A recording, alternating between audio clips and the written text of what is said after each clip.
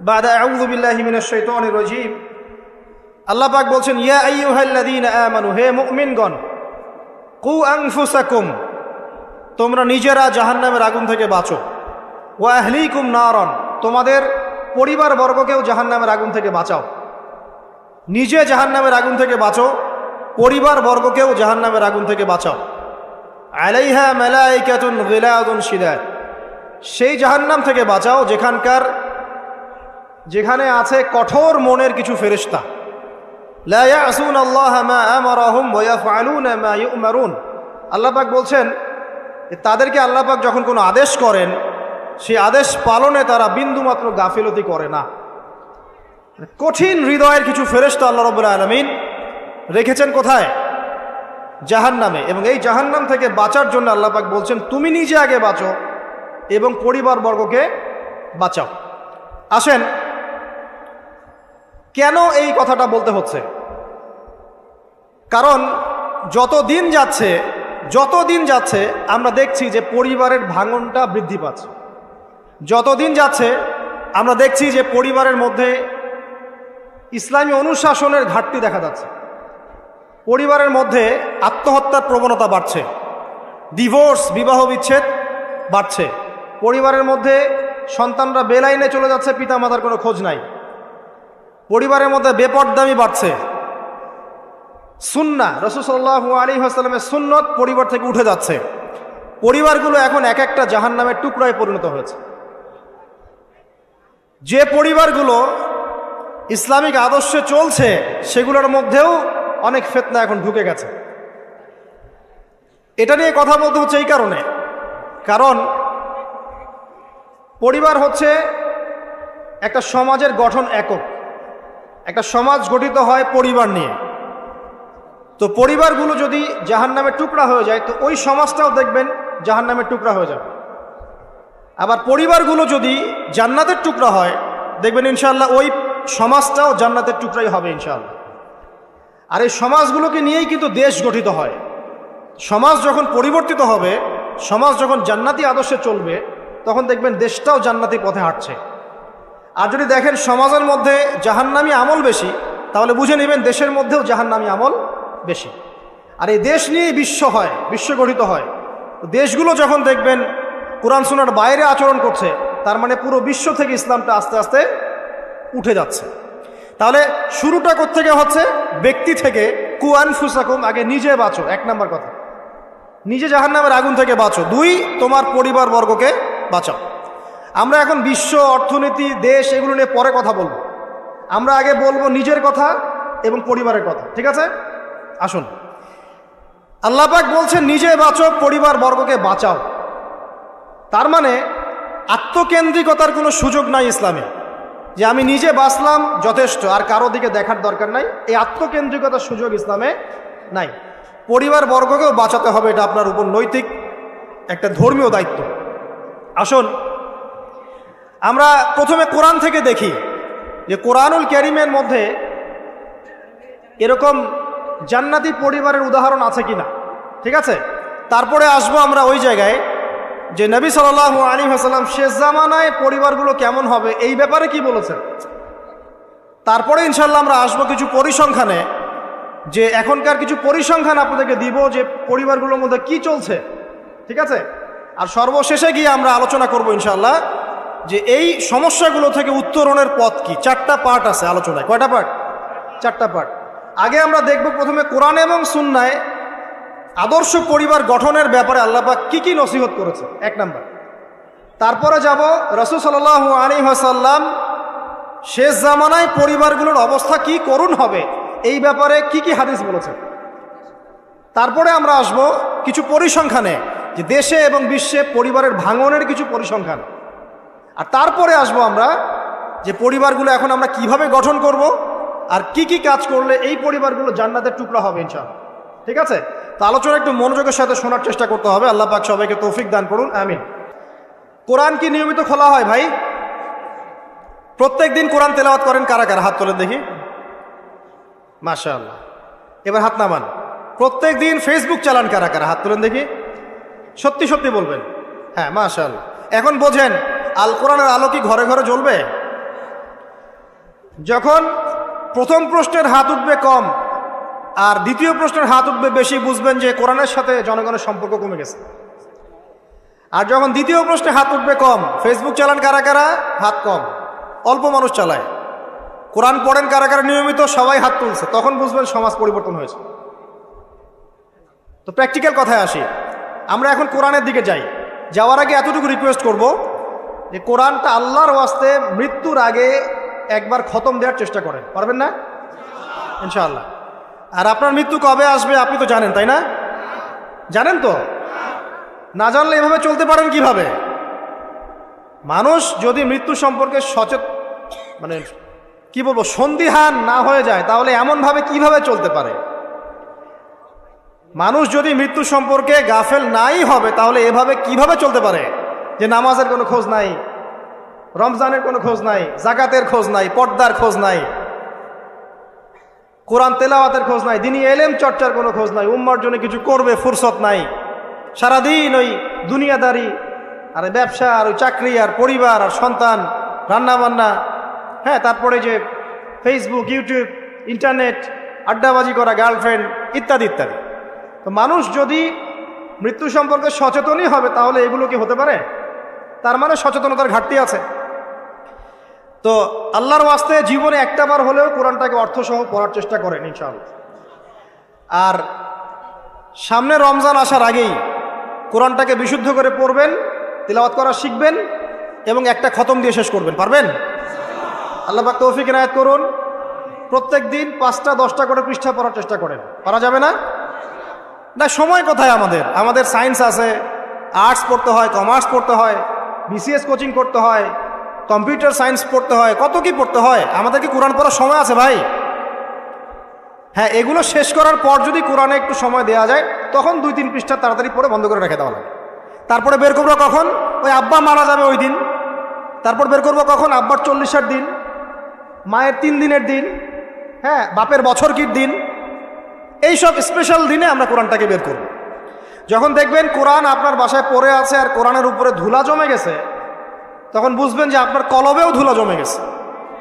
আপনার কলবের মধ্যে এখন পরিচ্ছন্নতা নাই, নূর নষ্ট হয়ে গেছে। এই কারণেই তো কোরআনের উপর ধুলা পড়েছে। সুবহানাল্লাহ। যেই কিতাবের ফলে আল্লাহ রাব্বুল আলামিন মুসলিমদেরকে সর্বোচ্চ সম্মানিত করেছেন, ওই কিতাব এখন মুসলিমরা পড়তে চায় না।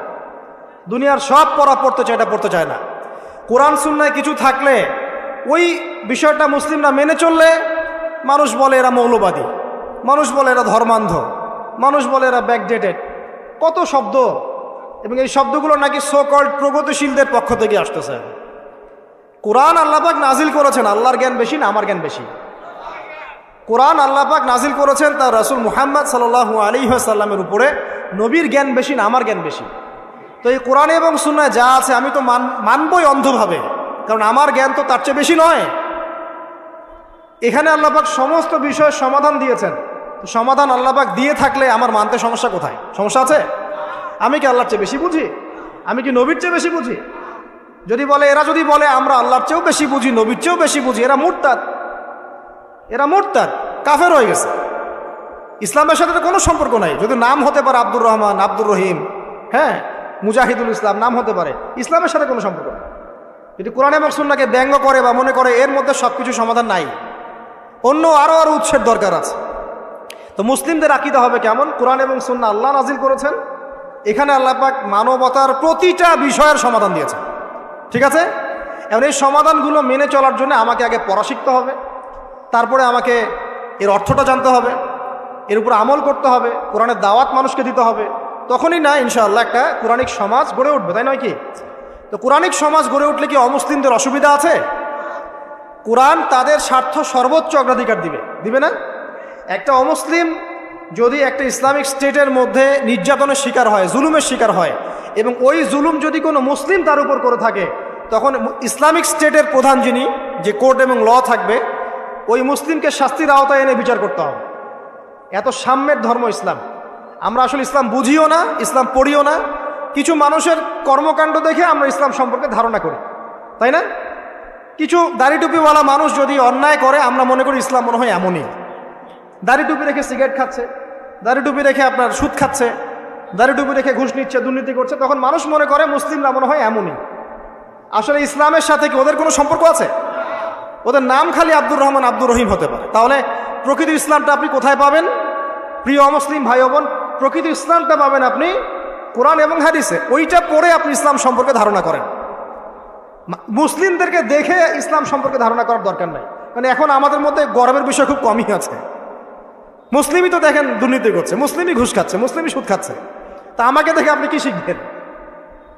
একজন বড় স্কলার, যিনি আগে অমুসলিম ছিলেন, পরে মুসলিম হয়েছেন, বড় দায়ী এবং আলেমও হয়েছেন, তিনি বলেছেন একটা কথা যে আমি যদি ইসলাম কবুল করার আগে মুসলিমদেরকে দেখে কবুল করতাম তাহলে মনে হয় আমি ইসলাম কবুল করতাম না, বরং আমি ইসলাম কবুল করার আগে কোরআন এবং সুন্নাহ ঘাটাঘাটি করে রিসার্চ করেছি, তারপরে আমি আল্লাহকে চিনেছি। তো আমাদের দাওয়াত থাকবে প্রত্যেক মুসলিম অমুসলিম সবার কাছে যে আগে কোরআন এবং সুন্নাহটা পড়েন। এটা পড়ে আপনি দিন সম্পর্কে একটা ধারণা পাবেন। আমার ব্যবহার চরিত্র, আমার কার্যকলাপ দেখে আপনি নাও পেতে পারেন। এটা তো সেই যুগ না যে মুসলিমদের চরিত্রের মধ্যে একটা দাগও নাই। এটা কি সেই যুগ? না। আল্লাহ পাক আমাদের সবাইকে কোরআন সুন্নাহ বোঝার তৌফিক দান করুন, এবং আল্লাহ পাক যাদের মনের মধ্যে স্বচ্ছতা আছে, অনেস্টি আছে, আল্লাহ পাক তাদেরকে হেদায়েত দান করুন, আমিন। আসুন সামনে যাই। এই কোরআন পড়তে লাগবে না ভাই? নিয়মিত পড়া লাগবে না? এর সাথে হাদিসের চর্চা করা লাগবে না? ফাজায়েলে আমল বইটা বাসায় আছে? নাই? মুনতাখাব হাদিস বইটা আছে বাসায়? তারপরে ফয়জুল কালাম এই বই আছে, রিয়াদুস সলেহিন বই আছে, মিশকাতুল মাসাবি বইটা আছে। এই সব বইগুলো বাংলা হয়ে গেছে না এখন? বাসায় একটু কেনা যায় না ভাই? নাকি? আপনি তো গার্লফ্রেন্ডের সাথে খাইতে বসলে 1000 টাকা বিল হয়, হয় না? আর খাওয়ার সময় তো তারা আপনাকে খসানোর জন্যই খেতে বসে, আর আপনাকে খসানোর আগে আরো দুটোকে খসা এসে আসছে। ওই খবর তো আপনি জানেন না, যখন জানবেন তখন ব্রেকআপ হয়ে যাবে। এটা ট্রেন্ড হয়ে গেছে। তো এই যে টাকা পয়সা নষ্ট হয় না ভাই? চায়ের দোকানে বসলে টাকা নষ্ট হয় না? বসলে 100 টাকা যায়। টাকার কোনো দাম আছে এখন? 500 টাকার কোনো মূল্য আছে? 1000 টাকাতে কিছু হয় এখন? তো টাকার কিন্তু কোনো মূল্য নাই, কমতেছে। আরও দিন যাবে না, আরও কমবে। এটাকে আমি বলিনি আগে, বা এক শ্রেণীর স্কলার বলেন নাই? যত দিন যাবে দেখবেন আরও কমতে থাকবে। তো এখানে বলি সাস্টেইনেবল সম্পদ কি হবে তাহলে? জমি জমা হতে পারে, গোল্ড হতে পারে, আপনার সিলভার হতে পারে, আপনার গবাদি পশু হতে পারে, ব্যবসা ইনভেস্টমেন্ট হতে পারে, সাস্টেইনেবল অ্যাসেটে আসে। তো টাকা পয়সা আমরা কিন্তু প্রচুর অহেতুক নষ্ট করে ফেলি। এগুলো জমায় বইপত্র কিনে বাসায় পার্সোনাল একটা লাইব্রেরি করা যায় না? খুব কষ্ট হবে। এটা আল্লাহর জন্য যদি করি, আল্লাহ পাক রিজিকে বরকত দিবেন না? রিজিক কি আমার হাতে না আল্লাহর হাতে? আপনার রিজিক যতটুকু আছে এটার একটা দানা না খেয়ে কি আপনি মরবেন? তাহলে আপনি যদি দিনের জন্য খরচ করেন তাহলে কি আল্লাহ আপনার রিজিক কমাই দিবে নাকি আরো বাড়াই দিবে? আমাদের সবাইকে আল্লাহ পাক দিনের জন্য খরচ করার তৌফিক দান করুন, এবং পরিবারের জন্যও খরচ করবেন। আমি ওইদিকে পরে আসছি। সবচেয়ে উত্তম ব্যয় সেটাই যেটা মানুষ পরিবারের জন্য করে। মুআজ বিন জাবাল রাদিয়াল্লাহু আনহুকে নবীজি বলেছেন সাল্লাল্লাহু আলাইহি ওয়াসাল্লাম, তোমার সামর্থ্য অনুযায়ী পরিবারের পিছনে ব্যয় করবে। আপনার যদি পরিবারের পিছনে বেশি ব্যয় করার সামর্থ্য থাকে আপনি তাই করবেন, কম সামর্থ্য হলে কম ব্যয় করবেন, সামর্থ্য অনুযায়ী করবেন। আল্লাহ পাক তৌফিক দান করুন, আমিন। তো প্রিয় ভাইরা, এই কোরআনের মধ্যে একটা সূরা আছে, সূরা তাহরিম। কি নাম? এই তাহরিম সূরার 6 নম্বর আয়াতে আল্লাহ পাক বলছেন, ইয়া আইয়ুহাল্লাযীনা আমানু, হে মুমিনগণ। মুমিন কারা? আমরা না? মুমিন কারা? যারা আল্লাহকে বিশ্বাস করে, রাসূলকে বিশ্বাস করে, যারা আসমানি কিতাব সমূহে বিশ্বাস করে, ঠিক আছে, রাসূলগণকেও বিশ্বাস করে, আগের রাসূলগণকে বিশ্বাস করে, পরকালে বিশ্বাস করে, জান্নাত জাহান্নাম মিজান পুলসিরাত এগুলোতে বিশ্বাস করে, এবং তাকদীর বা ভাগ্যের ভালো মন্দে বিশ্বাস করে। এরা কি মুমিন না? শর্ত হচ্ছে মুমিন হতে হলে আপনাকে অন্তরে বিশ্বাস করতে হবে, মুখে স্বীকারও করতে হবে, কাজেও বাস্তবায়ন করতে হবে। নাকি শুধু মুখে বললেই হবে? নামাজ পড়ি না তাতে কি হয়েছে, আমার অন্তর ঈমান পরিপূর্ণ, বলি না আমরা? আমি তো কোনো পাপ করি না, নামাজ পড়বো কেন, বলে না? হ্যাঁ, তো নামাজ পড়ে না যদি কেউ বলে যে ভাই নামাজ না পড়া তো কুফরি, তখন আবার খেপে যায়, আমাকে কাফের কেন বললেন? আপনি বেশি জানেন, আমি কাফের না। তো এটা হচ্ছে হঠকারিতা, উদ্ধত আচরণ। তো ঈমানের শর্ত পূর্ণ হতে হলে আমলও তো দরকার আছে, নাকি? এখন আমল করতে গিয়ে আপনার কম বেশি হতে পারে, আপনি পাপ করে ফেলতে পারেন, তখন যখনই পাপ হবে উঠে দাঁড়ান, আবার ফিরে আসেন, উজু করেন, 2 রাকাত নামাজ পড়েন, আবার তওবা করেন, আবার পথ চলেন। পাপ হবে না? পাপ হয়েছে বলে কিন্তু কেউ কাফের হয়ে যাবে না। মনে করেন ইমানদার মানুষ পথ চলতে চলতে জেনা করে ফেলেছে, হতে পারে না? হতেই পারে। তো এখন কি সে কাফের হয়ে যাবে? না, সে বড়জোর জালেম হতে পারে, ফাসেক হতে পারে। সে তওবা করে ফিরে এসে আবার আল্লাহর খাঁটি বান্দা হওয়ার সুযোগ আছে। তো তাকে কি হত্যা করা যাবে? যাবে না। তো এই বিষয়টা খেয়াল রাখবেন যে ইমানের জন্য 3টা শর্ত। 1, অন্তরে বিশ্বাস, 2, মৌখিক স্বীকৃতি, এবং 3, কি বলেন? কাজে বাস্তবায়ন। মাশাআল্লাহ। এখন আল্লাহ পাক এই মুমিনদেরকে বলছেন যে কু আনফুসাকুম, নিজে এখন জাহান্নামের আগুন থেকে বাঁচো। মানে ইমান এনেছি বলেই কিন্তু তাহলে জাহান্নামের আগুন থেকে বাঁচা যাচ্ছে না। অন্য কিছু কাজের দরকার আছে, আত্মসমর্পণের দরকার আছে, ইহসানের দরকার আছে, তাকওয়ার দরকার আছে। তুমি নিজে জাহান্নামের আগুন থেকে বাঁচো এবং ওয়া আহলিকুম নারা, তোমার পরিবারবর্গ যারা আছে তাদেরকেও জাহান্নামের আগুন থেকে বাঁচাও। এই আদেশটা কি সবার জন্য না, নাকি এক শ্রেণীর মানুষের জন্য? সবার জন্য। কোন জাহান্নাম? আল্লাহ ভয় দেখাচ্ছেন সেই জাহান্নাম যেই জাহান্নামে 19 জন কঠিন মনের ফেরেশতা আছে। তারা দায়িত্বশীল ফেরেশতা, তাদের আন্ডারে আর অনেক ফেরেশতা থাকতে পারেন। আলাইহা তিসআতা আশর, সেখানে 19 জন শক্তিশালী ফেরেশতা আছেন। মালাইকাতুন গিলাজুন শিদা, তাদের অন্তরটা খুব কঠিন। আযাব দেওয়ার সময় যাররা পরিমাণ তারা মায়া দয়া করবে না। আযাব দেওয়ার সময় যাররা পরিমাণ মায়া দয়া তারা করবে না। কবরে যখন ফাসেক, জালেম, কাফের, মুশরিককে পিটানো হবে তখন কি কেউ মায়া দয়া করবে? তখন যদি বলে ব্যথা পাচ্ছি, তাহলে কি তারা আযাব দেওয়া বন্ধ করে দেবে? শোনেন, সূরা মুমিন নামে একটা সূরা আছে। কোন সূরা? সূরা মুমিনের মধ্যে ফেরাউনের একটা ঘটনা আছে। সেই ঘটনা একটা অ্যামেজিং একটা আয়াত আছে, অ্যামেজিং একটা। আল্লাহ পাক বলছেন যে ফেরাউন এবং তার দলবলকে প্রত্যেক দিন সকালে এবং সন্ধ্যায় 2 বেলা করে জাহান্নামের আগুন যেখানে তারা থাকবে ওইটা উপস্থাপন করা হয়। কথা বুঝতে পারছেন না? ফেরাউন এবং তার দলবলকে প্রত্যেক দিন সকাল সন্ধ্যা জাহান্নামের চিরস্থায়ী আবাস কোনটা হবে এটা উপস্থাপন করে দেখানো হয়। তো এই যে বিষয়, আল্লাহ পাক বলছেন যে তুমি নিজে জাহান্নামের আগুন থেকে বাঁচো, তোমার পরিবারবর্গকে বাঁচাও। কোন জাহান্নাম? যেখানে কঠিন মনের ফেরেশতা আছে। এখন আমরা আগে দেখব কোরআন থেকে যে এখানে এরকম পরিবার কোথায় যে পরিবারগুলো জান্নাতের টুকরা। কয়েকটা করে দেখাচ্ছি। এখানে কি সমস্যা ভাই? কানের উপর একটা চড় লাগাই দেন, যান হচ্ছে পিছনে যেন ডিস্টার্ব না করে। এখানে বড় ভাই আছে না, যাদের কথা মানুষ শোনে, একটা লাঠি হাতে নেন, যারা বেয়াদবি করবে পিঠা এখান থেকে বের করে দেন, দরকার নাই এটা। তো উমর রাদিয়াল্লাহু আনহু থাকলে এখন তার হাতে লাঠি থাকতো একটা। উনি কেমন মানুষ ছিলেন জানেন? আপনাকে দেখাচ্ছি না। আমিরুল মুমিনিন তিনি আসছেন হেঁটে হেঁটে, একজন ব্যক্তি উট নিয়ে যাচ্ছে। তো উটের পিঠে বোঝা দিয়েছে, বেশি বোঝা। তো তার বক্তব্য হচ্ছে উট তো একটা প্রাণী, এর উপর বোঝা বেশি দিলে কি সমস্যা? আমিরুল মুমিনিন তিনি বলছেন যে তুমি কি জানো না যে উটের হক আছে, পশুর অধিকার আছে? 1450 বছর আগে পশুর অধিকার নিয়ে কথা বলেছেন আমিরুল মুমিনিন। আর আজকে এই যে সোকল্ড প্রগতিশীলদের যুগে মানুষের জীবনের কোনো অধিকারের দাম নাই। কথা ঠিক না ঠিক? আচ্ছা, ওই ব্যক্তি যে যুক্তি দিল আমিরুল মুমিনিন, তার হাতে একটা লাঠি ছিল, ওইটা দিয়ে একটা পিটানি। তুমি কি জানো না যে পশুর অধিকার আছে? তার ছেলে একটা পাপ করেছে, সেই পাপের জন্য তাকে দোররা মারার আদেশ করা হয়েছে। এটা জানেন না আপনারা? দোররা মারা হচ্ছে, যে মারছে কাজী সে একটু আস্তে আস্তে মারছে, কারণ আমিরুল মুমিনিন ছেলে। এটা দেখে ওমর রাদিয়াল্লাহু আনহু নিজে দোররা হাতে নিলেন, নিয়ে নিজের হাতে সজোরে দোররা মারা শুরু করলেন। দোররা মারা এখনো শেষ হয় নাই, তাতেই ছেলে ডেড। যে কোনো সভ্যতার বই পড়েন, ইতিহাস বলেন, সংস্কৃতি বলেন, অর্থনীতি, রাজনীতি, যে কোনো টপিকের বই পড়ে শেষ করে ফেলেন, ওমর রাদিয়াল্লাহু আনহুর খেলাফতের মতো স্বর্ণযুগ আপনি পাবেন না। পাবেন? তো তারা কিভাবে এই স্বর্ণযুগটা অর্জন করেছিল? একটাই কারণ, ইসলামী অনুশাসনের তাবেদারি করা, কঠোরভাবে ইসলামী অনুশাসনের তাবেদারি করা। তখন গিয়ে আপনি ওই সভ্যতা এবং সমাজ পাবেন। আল্লাহ পাক আমাদেরকে বোঝার তৌফিক দেখ, আমিন। তো কোরআনে আসেন, আমরা দেখি কিছু এক্সাম্পল দেখি। 1 নম্বর এক্সাম্পল দিচ্ছি, আদম এবং হাওয়া আলাইহিস সালাম, তারা একটা পরিবার না?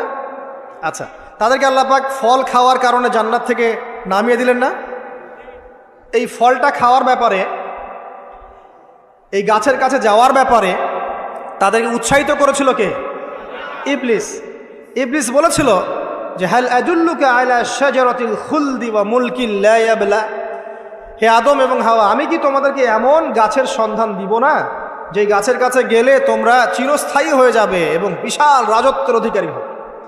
চিরস্থায়িত্বের টোপ এবং রাজত্বের টোপ, এই দুটো দিয়ে তারা আদম এবং হাওয়া আলাইহিস সালামকে ডিসিভ করেছে।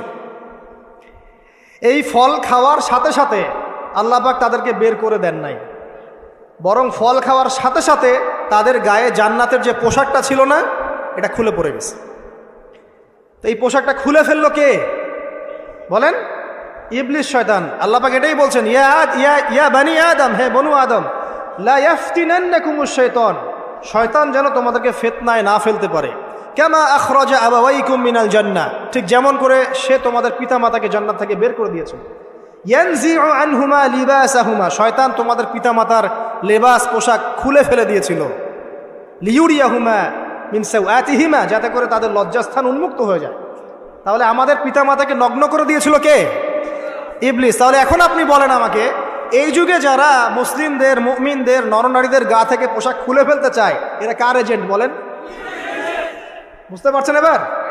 এই যে নগ্নতা, অশ্লীলতার যে আন্দোলন চলছে, হ্যাঁ, 1000 বছরের সংস্কৃতি, আমরা মাদেরকে দেখেছি ব্লাউজ পরতো না, নাউজুবিল্লাহ, এই সেই, হ্যাঁ আমরা এরকমই পোশাক পরবো। ছোট হতে হতে হতে হতে এখন এক পর্যায়ে দেখবেন বিকিনি পরে ঘুরবে কয়দিন পর, দেখবেন। বিশ্বাস করছেন না এই কথাটা? দেখবেন ইনশাল্লাহ, আল্লাহ না করুক, তবে হবে, এটা আমি জানি, বিকজ হাদিস আমি পড়েছি। শেষ জামানায় এরকম নগ্নতা, অশ্লীলতা, বেহায়াপনা বাড়তেই থাকবে, বাড়তেই থাকবে। এবং এমন একটা সময় আসবে যে মানুষ রাস্তাঘাটে জেনা করবে। ওই যুগের সবচেয়ে ভালো ব্যক্তি হবে সে, যে তাকে গিয়ে বলবে, বাবা তুমি এইখানে জেনা করছো ভালো, একটু দেওয়ালের পিছনে যেতে পারলা না? সে হবে ওই জমানার ভালো ব্যক্তি। আপনি হাদিসটা বিশ্বাস করলেন না? আমি নিজে হাদিস পড়েছি যে রাস্তাঘাটে মানুষ জেনা করবে। তো এই যে নগ্নতা, অশ্লীলতার যে সংস্কৃতি চলছে না, এই কাপড় খুলে ফেলার যে ট্রেন্ড এবং রেভলিউশনের দিকে মানুষ যাচ্ছে এখন, মেয়েরা স্পেশালি, এরা নিঃসন্দেহে মানুষ শয়তান, নিঃসন্দেহে। কারণ ওই যে শয়তান আমাদের পিতামাতার কাপড় খুলে ফেলেছিল, এরা তার এজেন্ট। এরা আমার বোনের গা থেকে কাপড় খুলতে চায়, এরা আপনার স্ত্রীর গা থেকে কাপড় খুলতে চায়, এরা আপনার মায়ের গা থেকে কাপড় খুলতে চায় এবং বলতে চায় এটা স্বাধীনতা। আরে বোকা মানুষ, এই পৃথিবীতে মানুষ স্বাধীন নয়, এই পৃথিবীতে কোনো মানুষই স্বাধীন নয়। মানুষ কিভাবে স্বাধীন হতে পারে? এখানে পৃথিবীতে যতদিন থাকবে মানুষ আল্লাহর দাসত্বের মধ্যে থাকবে। যে মানুষ নিজেকে স্বাধীন মনে করে সে শয়তানের তাবেদারি করে। এই পৃথিবীতে কোনো মানুষই স্বতন্ত্র স্বাধীন নয়, বরং আল্লাহ পাকের দাসত্বের অধীনে সে পরাধীন। মানুষ বুঝতে চায় না যে স্বাধীনতার ডেফিনেশন কি। আল্লাহ পাকের রুলস এবং রেগুলেশনস মেনে চললে পরে আমি তখন স্বতন্ত্র স্বাধীন, আল্লাহর দাসত্বের অধীনে, দাসত্বের বাইরে গিয়ে নয়। আর আল্লাহ পাকের দাসত্বের 5 পয়সা পরোয়া না করে নিজেকে যদি স্বাধীন মনে করে, সে তো শয়তানের চেলা। কথা কি বুঝতে পারছেন? আসেন, এই যে আমাদের পিতামাতাকে ওখান থেকে নামিয়ে দেওয়া হলো, তারা দুজন কিন্তু এই পৃথিবীতে যে কষ্টের জীবন তারা কিন্তু একসাথে অতিবাহিত করেছেন, করেন নাই? তো এই যে কষ্ট, দুঃখ, একসাথে পথ চলা, স্বামী স্ত্রীর এই যে একটা বন্ধন, মায়াবী একটা হৃদ্যতার বন্ধন, এটাই হচ্ছে পরিবারের ভিত্তি। আমি আদর্শ পরিবারের দিকে যাচ্ছি আস্তে আস্তে ইনশাআল্লাহ। কোরআন থেকে আপনাকে কয়েকটা দলিল দিচ্ছি। এবার দেখবেন তাদের সন্তান হাবিল কাবিল, ও যে কি হলো, কাবিল হাবিলকে, পড়েন নাই? কাবিল হাবিলকে হত্যা করলো। এখানে হত্যার মূল কারণ কি ছিল? হিংসা। কাবিলের কোরবানি কবুল হচ্ছে না, হাবিলেরটা হচ্ছে। তার মানে বুঝলাম পৃথিবীতে ফাসাদ ছড়িয়ে পড়বে, পরিবারে ফাসাদ ছড়িয়ে পড়বে, তার অন্যতম একটা কারণ হচ্ছে ঈর্ষা বা হিংসা। আসলে ঈর্ষা হিংসা এক জিনিস নয়, এখানে মূল কারণ হচ্ছে হিংসা। তো আমাদের পরিবার জান্নাতের টুকরা হবে ইনশাল্লাহ যদি স্বামী স্ত্রীর মধ্যে হিংসা না থাকে, পরিবারের সদস্যদের মধ্যে পরশ্রী কাতরতা না থাকে। একটু মনোযোগ দেন। তারপরে সামনে যান, ওই যে নূহ আলাইহিস সালামের নাম শুনেছেন? আচ্ছা, কত বছর দাওয়াত দিয়েছেন বলেন? এই তো মাশাআল্লাহ 950 বছর। 950 বছর দাওয়াত দেওয়ার পর 40 বা 80টা পরিবার ইসলাম কবুল করেছে। বাকিরা আল্লাহ পাকের গজবে ডুবে গেছে। এখন ডুবে যাওয়ার মধ্যে কি তার ছেলেও ছিল না? নূহ আলাইহিস সালাম আল্লাহকে বলছেন, আল্লাহ ইন্নাহু মিন আহলি, সে আমার পরিবারের একজন, তাকে হেফাজত করে বাঁচাও, আল্লাহ মাফ করে দাও। আল্লাহ পাক বলছেন লাইসা মিন আহলিক, সে তোমার পরিবারের কেউ না। এখান থেকে আরেকটা দলিল দেই, লুত, কমে লুতের নাম শুনেছেন? এটা সমকামী, ছেলে ছেলে বিয়ে করে, যেটা এখন ছড়িয়ে পড়ছে দিন দিন। প্রতি 10 জনের মধ্যে নাকি একজন এখন মনে করে যে ছেলে ছেলে বিয়ে করা যায়, নাউজুবিল্লাহ। এবং এর এই সভ্যতাটা ধারক বাহক হচ্ছে পশ্চিমারা। ওখানে অনেক আগেই এগুলো চালু হয়ে গেছে। আমেরিকাতে তো চালু আছেই, ব্রিটেনে আছে, কানাডায় আছে, অস্ট্রেলিয়া আছে, আমাদের ভারতেও আছে। আর দিন দিন এখন এটাই যে আমাদের সাবকন্টিনেন্ট বাংলাদেশ এখানেও ঢুকে পড়েছে, এবং এদের সংগঠন আছে, এদের পতাকা আছে, পতাকার মধ্যে রংধনুর সাইন আছে। হ্যাঁ, এরা এখন বাক স্বাধীনতার কথা বলে। তো ছেলে ছেলে বিয়ে করতো, এটাও কোরআনে পেয়েছি, কিন্তু মেয়ে মেয়েও যে বিয়ে করে এটা কোরআনে পাই না। তো এখন দেখছি মেয়ে মেয়েও বিয়ে করে। কথা কি বিশ্বাস করছেন না? মেয়ে মেয়ে পর্যন্ত বিয়ে করে। তারপরে আরো দেখেছি ইদানিং যে লিভ টুগেদার চলছে বাংলাদেশে। এখন বিয়ের দরকার নেই, একসাথে থাকবেন, বিয়ের দরকার নেই, মানে আপনি একজন বান্ধবী একসাথে চলবেন স্বামী স্ত্রীর মতো, এটা লিভ টুগেদার। বলবে যে উন্নত সভ্যতার এগিয়ে গেছে, আমরা পিছিয়ে থাকবো কেন? শোনো, তোমরা আগাচ্ছ ঠিকই, কিন্তু তোমরা আগাচ্ছ কোন দিকে জানো? তোমরা আগাচ্ছ জাহান্নামের দিকে। তোমরা জাহান্নামের দিকে আগাচ্ছ, তোমরা ঠিকই আগাচ্ছ, অস্বীকার করছি না। তোমরা এগিয়ে যাচ্ছ ঠিকই, বাট জাহান্নামের দিকে। তোমাদের তাকদিরে যদি হেদায়েত না থাকে, জাহান্নামের মর্মান্তিক আযাব থেকে কেউ বাঁচাতে পারবে না। তো এই কওমে লূতকে আল্লাহ পাক ধ্বংস করেছে নির্মমভাবে। ফেরেশতাদের পাখা দিয়ে পুরো জাতিটাকে তুলে, ওই যে কওমে লূত, জর্ডান, ডেড সি, ওই জায়গাটা, উপর থেকে পাথর বর্ষণ করে রজম করে উল্টা দিকে আবার দফন করে দেওয়া হয়েছে। তো এই কওমে লূতের নবীর নাম ছিলেন লূত আলাইহিস সালাম, ঠিক আছে? তার স্ত্রী পর্যন্ত কিন্তু ঈমান আনেন নাই, ঠিক নূহ আলাইহিস সালামের স্ত্রীর মতোই। নূহ আলাইহিস সালামের সন্তান স্ত্রী ঈমান আনে নাই, লূত আলাইহিস সালামের স্ত্রী ঈমান আনেন নাই। এবার এখান থেকে আমাদের পারিবারিক হেদায়েতটা কি বলেন? আপনি যদি একজন আলেমের সন্তানও হন, আপনি যদি একজন মুহাদ্দিস, মুফাসসির, মুফতিরও সন্তান হন, নিজে যদি তাকওয়া ঈমান অর্জন করতে ব্যর্থ হন, আপনার বংশ, আপনার পরিচয়, আপনার জাতীয়তাবাদ, আপনার রক্ত, বর্ণ কোনো কিছুই আপনাকে জাহান্নামের আগুন থেকে বাঁচাতে পারবে না। এই জন্য নবী সাল্লাল্লাহু আলাইহি ওয়াসাল্লাম তার কলিজার টুকরা মেয়ে ফাতিমা রাদিয়াল্লাহু আনহাকে বলছেন, হে ফাতিমা, দুনিয়াতে আমার কাছে যা চাওয়ার তুমি চেয়ে নাও, পরকালে আমি তোমার কিন্তু কোনো হেল্প করতে পারবো না। কিন্তু আমরা জানি নবী সাল্লাল্লাহু আলাইহি ওয়াসাল্লাম সবার জন্য আমভাবে সুপারিশ করবেন। তিনি তার স্ত্রী আয়েশা রাদিয়াল্লাহু আনহাকে কাঁদতে দেখে বলছেন, হে আয়েশা, কি জন্য কাঁদছো? আয়েশা রাদিয়াল্লাহু আনহা বলছেন, আল্লাহর আযাবের ভয়ে কাঁদছি ইয়া রাসূলুল্লাহ। নবী সাল্লাল্লাহু আলাইহি ওয়াসাল্লাম বলছেন, আয়েশা, 3টা জায়গা থাকবে কিয়ামতের মাঠে যখন আমিও তোমাকে চিনতে পারবো না, তুমিও আমাকে চিনতে পারবে না। এক, যখন আমলনামা ছুড়ে দেওয়া হবে, ইকরা কিতাবাক ওয়া কাফা বিনাফসিকা আল-ইয়াওমা আলাইকা হাসিবা, কেউ কাউকে চিনবে না, সবাই ইয়া নাফসি ইয়া নাফসি। একটা হচ্ছে পুলসিরাত পার হওয়ার সময় কেউ কাউকে চিনবে না, ইয়া নাফসি। আরেকটা হচ্ছে যখন আমলনামা ওজন করা হবে মিজান, কেউ কাউকে চিনবে না। এখন যাদেরকে আপনার আপন মনে হচ্ছে না, আমি একটা কথা তো অনেক দিন বলেছি যে আল্লাহ সুবহানাহু ওয়া তাআলা ছাড়া ইহকাল পরকালে আমাদের প্রকৃত আপন কেউই নাই। কথা বুঝতে পারছেন না? না, সময় হোক বুঝতে পারবেন। এই যে যাদের কথা চিন্তা করে আপনি দুর্নীতি করছেন, ঘুষ খাচ্ছেন, সুদ খাচ্ছেন, এরা আপনাকে চিনবে না মরার পরেই। আপনি মারা যাবেন, এরা আপনাকে চিনবে না পরকালে। তখন যদি আপনি বলেন, হে আল্লাহ, আমি ওদের স্বার্থে সুদ খেয়েছি, পরিবার দেখাশোনা করার জন্য ঘুষ নিয়েছি, দুর্নীতি করেছি, ওরা উল্টা বলবে যে আল্লাহ, একে তো আমি নিতে বলি নাই, ওকে তো আমি নিতে বলি নাই, ওর হিসাব ও দিবে, আমি এসবের মধ্যে নাই। আপনার স্ত্রী আপনাকে কথা বলবে, ইয়াউমা ইয়াফিরুল মারউ মিন আখি, ভাই ভাই থেকে দৌড় দিয়ে পালাবে ওই দিন। ওয়া উম্মিহি ওয়া আবি, তার মা বাপ থেকে পালাবে। ওয়া সাহিবাতিহি ওয়া বানি, এই যে স্ত্রী সন্তান, এগুলো থেকে পালাবে মানুষ। লিকুল্লি ইমরিইম মিনহুম ইয়াউমাইযিন শা'নু ইউগনি, প্রত্যেক সত্তা সেই দিন নিজেকে নিয়ে ব্যস্ত থাকবে। তো এখান থেকে শিক্ষা দেখেন যে পরিবার আদর্শ হবে যখন পরিবারের প্রত্যেকটা মানুষ নিজেকে নিয়ে ভাববে যে আমি কতটুকু ইমানদার হয়েছি। আমি কার সন্তান সেটা বড় কথা নয়, আমি কতটুকু ইমানদার হতে পেরেছি, কতটুকু মুত্তাকি হতে পেরেছি, আল্লাহওয়ালা হতে পারলাম, এটা মূল কথা। ফেরাউনের স্ত্রী আসিয়া, ফেরাউনের আন্ডার থেকেও সে মুমিনা হয়েছে, হয় নাই? ফেরাউন যে বড় কাফের, এই কারণে কি তার স্ত্রী শাস্তি পাবে? পাবে না। বরং আমাদের নবীজি মেরাজের রাতে গিয়ে দেখেছেন এবং গন্ধ পেয়েছেন, সুঘ্রাণ ছড়াচ্ছে একটা জায়গা থেকে। তখন জিবরাইল আলাইহিস সালামকে জিজ্ঞাসা করলেন যে এখানে এত সুন্দর ঘ্রাণ কোত্থেকে আসছে? জিবরাইল আলাইহিস সালাম বললেন, এটা হচ্ছে ফেরাউনের স্ত্রী আসিয়ার ওই ঘর যেটা আল্লাহ পাক তার জন্য জান্নাতে মানে বানিয়েছেন, ওইখান থেকে এই সুঘ্রাণ আসছে। সুবহানাল্লাহ। তার মানে এখানে আমরা শিখলাম নিজের চরকায় তেল দিতে হবে, নিজে আমাকে নামাজ পড়তে হবে, নিজেকে আমল করতে হবে, নিজেকে দিনের জন্য কিছু করতে হবে, নিজেকে পর্দা করতে হবে। পরিবারের সদস্যদের দিকে তাকানোর এখন সময়, আগে নিজে। না হলে নবী পরিবারের সদস্য হয়েও দেখেন জাহান্নামে মানুষ যাচ্ছে। এবার সামনে যায় চলেন। ইব্রাহিম আলাইহিস সালাম নাম শুনেছেন? আচ্ছা, তার বাবা কি করতেন? বড় পুরোহিত ছিলেন। আর যেখানে শিরক সেখানেই দেখবেন ইব্রাহিম, যেখানেই কুফর সেখানেই মুহাম্মদ সাল্লাল্লাহু আলাইহি ওয়াসাল্লামের জন্ম হয়, এটাই নিয়ম। তো সেখানে আল্লাহ পাক জন্ম দিলেন ইব্রাহিম আলাইহিস সালামকে, যিনি তার পিতাকে নসিহত করছেন, আব্বা তুমি কেন লিমা তা'বুদু, তুমি কেন এমন এক সত্তার ইবাদত করো, মা লা ইয়াসমাউ, যে শুনতেও পারে না, ওয়ালা ইউবসিরু, সে দেখতেও পারে না, ওয়ালা ইউগনি আনকা শাইআ, সে তোমার কোনো উপকারও করতে পারে না, ক্ষতিও করতে পারে না। ইভেন তোমার স্ট্যাচুর গায়ে একটা মাছি যদি বসে, এটাকে সে নিজে সরাতেও পারে না, তার কোনো ক্ষমতা নাই। এখন তুমি কেন বাবা এর ইবাদত করছো? ইব্রাহিম আলাইহিস সালাম বলছেন। তখন তার বাবা বলছেন, আনতা রাগিবুন আন আলিহাতিনা ইয়া ইব্রাহিম, হে ইব্রাহিম তুমি কি আমাদের এই উপাস্যদের থেকে মুখ ফিরাচ্ছ? যদি তুমি ফিরে না আসো তাহলে আমি তোমাকে বাসা থেকে বের করে দেব, তোমার মাথা পাথর দিয়ে মেরে ফাটিয়ে ফেলবো। তো ইব্রাহিম আলাইহিস সালাম তর্ক করলেন না, বললেন সালামুন আলাইক, আপনার উপর শান্তি বর্ষিত হোক। এই বলে তিনি বাসা থেকে বের হয়ে গেলেন।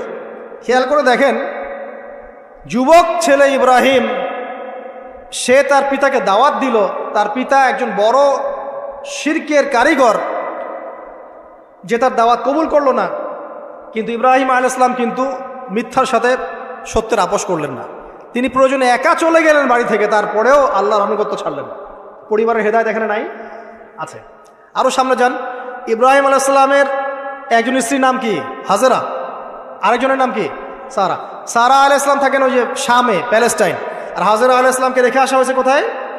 মক্কায়, এই যে এখানে জামজাম কূপ তৈরি হলো। এখানে হাজেরা আলাইহিস সালামকে রেখে যাওয়ার সময় তিনি বলছেন যে আমাদেরকে এই জনমানব শূন্য জায়গায় কেন রেখে যাচ্ছেন ইব্রাহিম? ইব্রাহিম আলাইহিস সালাম বলছেন, আসলে উনি কিছু বলছেন না, চুপ করে আছেন। আবার জিজ্ঞাসা করছেন, আবার চুপ করে আছেন। এবার তিনি বলছেন হাজেরা আলাইহিস সালাম যে আপনি কি আল্লাহর আদেশেই কাজ করছেন? তখন ইব্রাহিম আলাইহিস সালাম বলছেন হ্যাঁ, মাথাটা খালি নাড়ালেন, হ্যাঁ নাম। তখন তার স্ত্রী বলছেন, তাহলে আল্লাহ পাক আমাদেরকে ধ্বংস করবেন না ইনশাআল্লাহ। খাবার নাই, পানিও নাই, কিছুই নাই, আল্লাহর প্রতি তাওয়াক্কুলটা দেখেন। এবার দেখেন ওই স্ত্রীর গর্ভ থেকে একজন সন্তান হলো, তার নাম কি? ইসমাইল। এবার এই সন্তানকে তার বাবা বলছেন অনেক বছর পরে যে ইয়া বুনাই, হে আমার সন্তান, ইন্নী আরা ফিল মানামি আন্নী আযবাহুক, আমি স্বপ্নে দেখেছি আমি তোমাকে জবাই করছি। ফানজুর মাযা তারা, তুমি একটু তোমার রায়টা জানাও, তোমার কি মতামত। তখন ওই তাওয়াক্কুলকারিণী নারীর গর্ভ থেকে জন্ম নেওয়া এই ইসমাইল তিনি বলছেন, ইয়া আবাতি, হে আমার বাবা, ইফআল মা তুমার, আপনি তাই করেন যা আল্লাহ আপনাকে আদেশ করেছে। সাতাজিদুনি ইনশাআল্লাহু মিনাস সাবিরিন, ইনশাআল্লাহ আপনি আমাকে সবরকারী পাবেন। এই বাচ্চার বয়স হবে বড় জোর 10 থেকে 15, নাকি কম সম হবে আর কি। তো এই প্রজন্মের আমাদের জেনারেশনকে দেখেন না, আমি গতকালকে গুগল সার্চ করে দেখেছি যে বাংলাদেশের 11 থেকে 19 বছর বয়সী যে বাচ্চারা আছে, কিশোর, এরা এখন সবচেয়ে বেশি পর্ন দেখে, সবচেয়ে বেশি। এবং স্কুল কলেজ পড়ুয়ার মধ্যে 77%ই পর্ন দেখে। এবং ইন টোটাল হিসাব করে দেখা যায় বাংলাদেশে 92% মানুষ পর্ন আসক্ত, মানে পর্ন আসক্ত না হলেও পর্ন দেখে। তো ওই যে কিশোর ইসমাইলের চেতনা দেখেন আর আমাদের এই যুব সমাজের চেতনা দেখেন, পার্থক্যটা করেন আপনি, তাহলে বুঝতে পারবেন কিভাবে রেভলিউশন হয়েছে ইসলামের, এখন কেন হচ্ছে না আপনি নিজেই বুঝতে পারবেন, আমাদের কারণেই হচ্ছে না। আসেন এবার এই সন্তানকে যে জবাই করার ঘটনা, আল্লাহ পাক হাদিয়া পাঠালেন, তাকে জবাই করতে হলো না। এখান থেকে আমরা কুরবানির ঈদ পালন করছি, তাই না? আচ্ছা, এখানে আমি পরিবারের হেদায়েত হিসাবে এটা ফাইন্ড আউট করছি আপনাদের জন্য যে যদি পরিবারের নারীরা হয় এই হাজরা আলাইহিস সালামের মতো সহনশীলা, সবরকারিণী এবং তাওয়াক্কুলকারিণী, তখনই গিয়ে তাদের গর্ভ থেকে ইসমাইলের মতো সন্তান জন্ম হবে ইনশাআল্লাহ। যাদেরকে আল্লাহর জন্য কুরবানি করতে চাইলে তারা বলবে কোনো সমস্যা নাই, প্রয়োজন আল্লাহর জন্য কুরবান হয়ে যাবে। তো এখানে কার ভূমিকা বেশি, বাবার না মায়ের? তাকে কিন্তু তার বাবা মানুষ করেননি, তার বাবা ওইখানে থাকেন সিরিয়ায়, শামে, মাঝে মাঝে আসা যাওয়া করেন। তার বেশিরভাগ সময় তাকে প্যারেন্টিং কে করেছে? তার মা। ওই মায়ের গর্ভ থেকে এমন সন্তান আশা করা যায়? তো এখনকার এই সিরিয়াল দেখা মেয়েদের গর্ভ থেকে এমন সন্তান আশা করা যায়? এখনকার ওইসব মেয়েদের গর্ভ থেকে আশা করা যায় এটা স্বামী দিতে পারলে সে খুশি, দিতে না পারলে অসন্তুষ্ট, বেজার। স্বামীকে প্রেসার দিতে দিতে, মানসিক কষ্ট দিতে দিতে স্বামীকে বুড়া বানায় ফেলে দিয়েছে। আমাদের নবীজি দোয়া করতেন আল্লাহর কাছে, আল্লাহ আমি এমন স্ত্রী থেকে তোমার কাছে আশ্রয় চাই যে আমাকে বৃদ্ধ হওয়ার আগেই বুড়া বানায় ফেলবে। বৃদ্ধ হওয়ার আগেও স্ত্রী চাইলে স্বামীকে বুড়া বানাতে পারে। দেখা যায় অনেক সময় অনেক পরিবার স্ত্রীদের মানসিক টর্চারের কারণে স্বামীরা স্ট্রোকের শিকার হয়, রোগ ব্যাধির শিকার হয়, হার্ট স্ট্রোক করে, হাই প্রেশারের শিকার হয়, পেরেশান। দিনের জন্য কাজ করা তো দূরের কথা, দুনিয়া সামলাতে তার সারাদিন চলে যায়। এই নারীরা কি হাজারা আলাইহিস সালামের মতো? যখন এমন নারীরা ঘরে ঘরে তৈরি হবে তখন দেখবেন আদর্শ পরিবার ঠিকই গঠিত হবে ইনশাআল্লাহ। তো বিয়ে করলে এই ধরনের মেয়েকে করবেন। রূপের সৌন্দর্য দেখে, টাকা পয়সা দেখে আর অন্যান্য বিষয়গুলো দেখে এত বেশি ইমপ্রেসড হওয়ার দরকার নেই। আপনি দেখবেন দিনদারিতা আছে কিনা। এবং দিনদারিতা কিন্তু শুধু বোরখার মধ্যেই থাকে না। আপনাকে কথা বলে প্রশ্ন উত্তরের মাধ্যমে পাত্রী দেখার সময় এগুলো যাচ করতে হবে। আপনাকে ওর মাকে দেখতে হবে, তার মা কেমন, কোন মায়ের সন্তান সে, তার মায়ের আকীদা কেমন, তার মা কেমনে চলাফেরা করে, ওর নানি কেমন, ওর পরিবারের সদস্যরা কেমন, এগুলো দেখে মেয়ে চুজ করবেন। এই যে নসিহতগুলো করছি, যারা আনম্যারিড তোমার জন্য এগুলো শোনার চেয়ে বেশি দামি। কারণ এই ডিসিশনটা এত গুরুত্বপূর্ণ যে জীবনে যদি এটাতে ভুল করে ফেলেন কখনো, সারাটা জীবন আপনাকে এই বোঝা টানতে হবে। এবং এমন কষ্ট আসবে যেটা আপনার ওই যে বিয়ের পর নতুনত্বর সাময়িক সুখা থাকে 1 বছর 2 বছর 2.5 বছর 3 বছর পরে দেখবেন সারা জীবনটা জাহান্নাম হয়ে গেছে। তো একটা নসিহত, বাড়ির স্ত্রীরা এবং বোনরা যদি হাজেরা আলাইহিস সালামের মতো হতে পারে ইনশাআল্লাহ তাআলা আদর্শ পরিবার গড়ে উঠবে ইনশাআল্লাহ। আল্লাহ পাক তৌফিক এনায়েত করুন, আমিন। আরো সামনে যান। এখানে দেখেন লুকমান হাকিম, নাম শুনেছেন?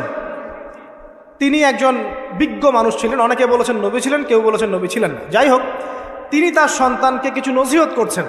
কি চমৎকার নসিহত! তিনি সন্তানকে নসিহত করছেন, ইয়া বুনাইয়া, হে আমার ছোট্ট বৎস, লা তুশরিক বিল্লাহ, তুমি আল্লাহর সাথে কাউকে শরিক করো না। ইন্না শিরকা লা যুলমুন আযীম, কারণ শিরক হচ্ছে মহান জুলুম। ছোট্ট একটা বাচ্চা শিরকের বোঝেটা কি কিছু বোঝে? আমরা আমাদের ছোট বাচ্চাদেরকে কি শিখাই?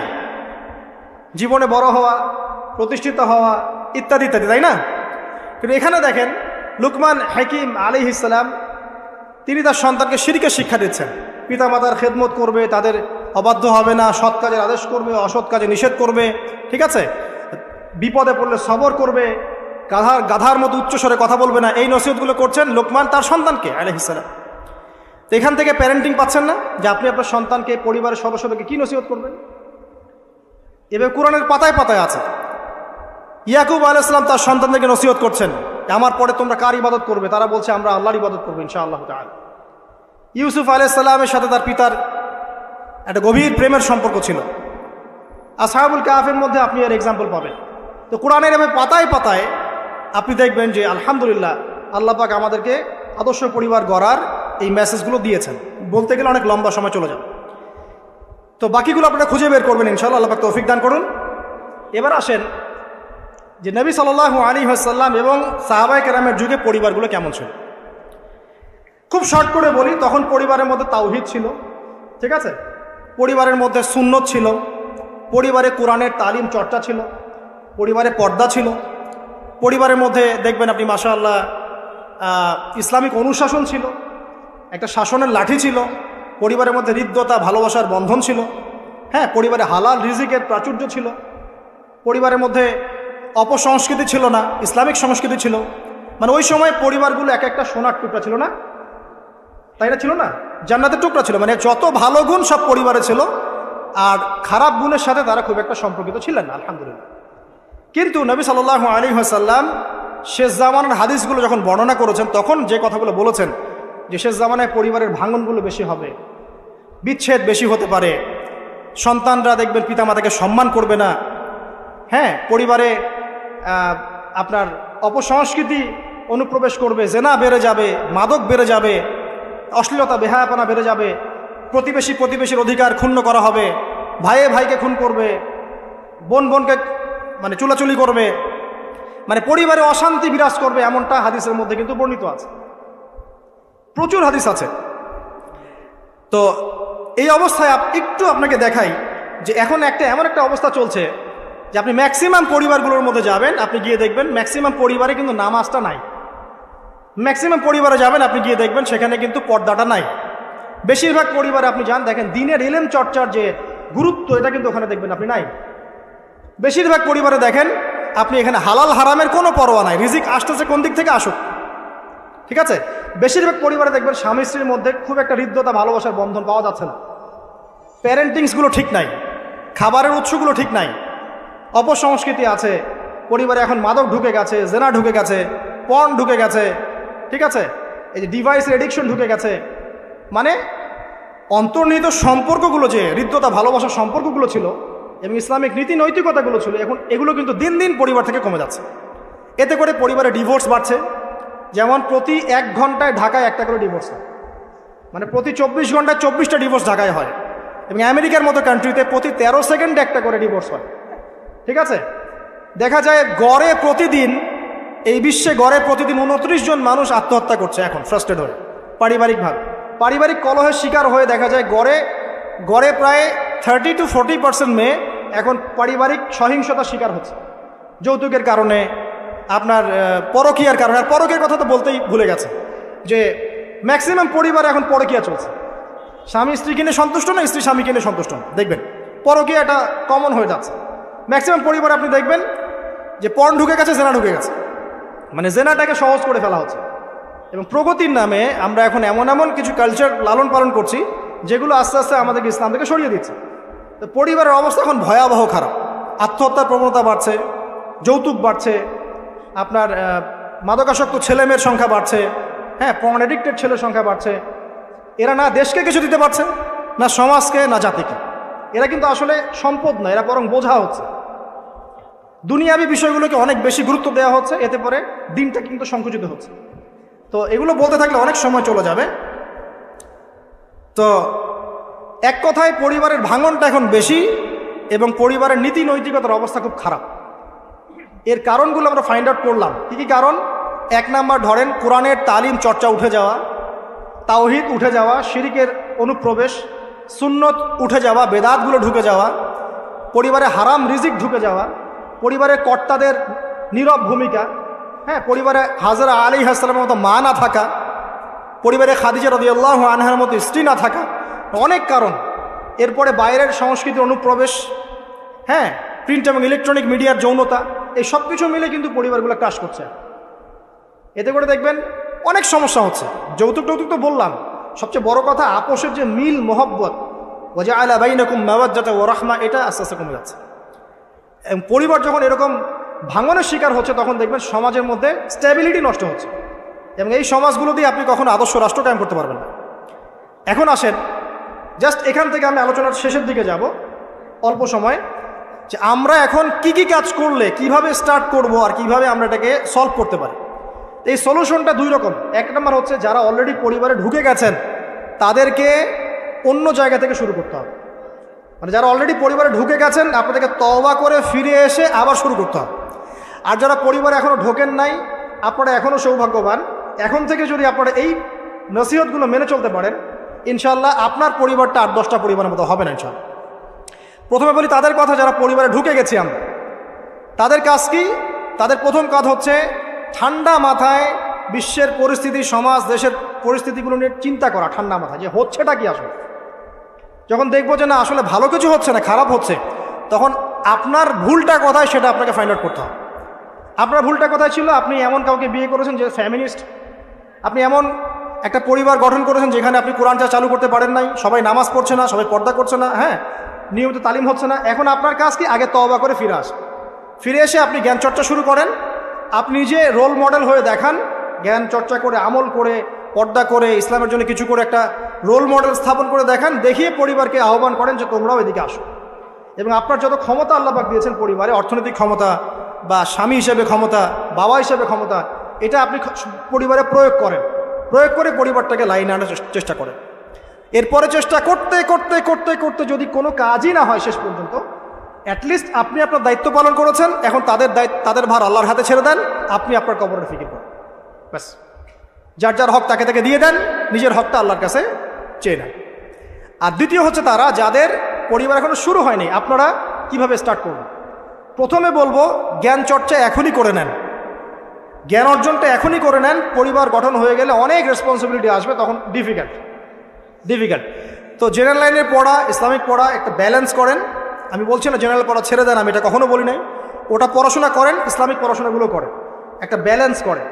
করে আপনি 5 ওয়াক্ত নামাজ শুরু করেন, আল্লাহ রাস্তায় সময় লাগান, কোরআন তেলাওয়াত করেন, আলেম ওলামার সোহবতে যান, হ্যাঁ, আত্মশুদ্ধিমূলক কাজ করেন, সমাজ কল্যাণমূলক কাজ করেন। পাশাপাশি আরও বলবো যে দিনই কাজে ব্যস্ত থাকেন, দিনই কাজে ব্যস্ত থাকেন, ভালো কাজে ব্যস্ত থাকেন।